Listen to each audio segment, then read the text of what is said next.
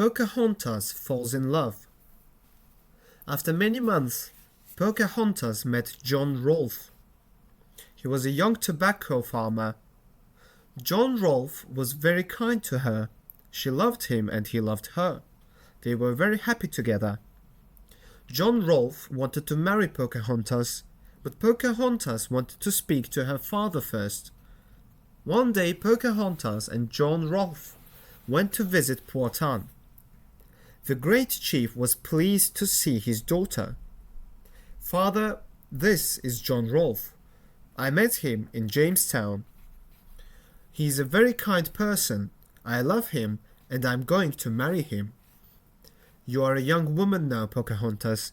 It is time for you to marry the man you love." Powhatan embraced his daughter and John. "Great chief, I love your daughter and I want to take care of her," said John Rolfe. In April 1614, Pocahontas married John Rolfe in the Anglican Church.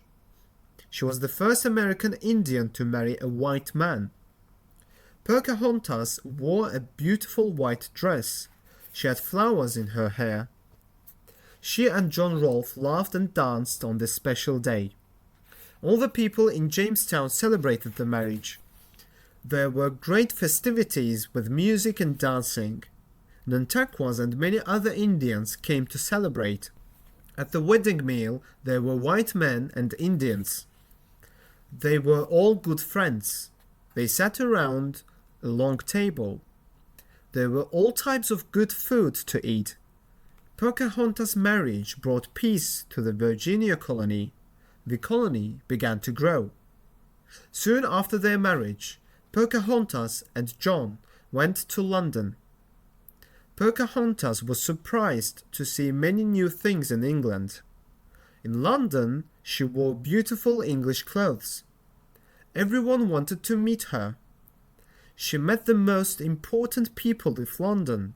She even met King James I.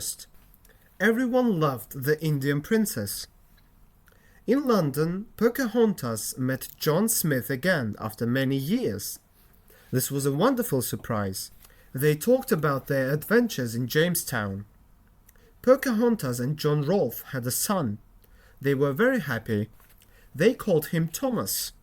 After Thomas' birth, Pocahontas became very ill.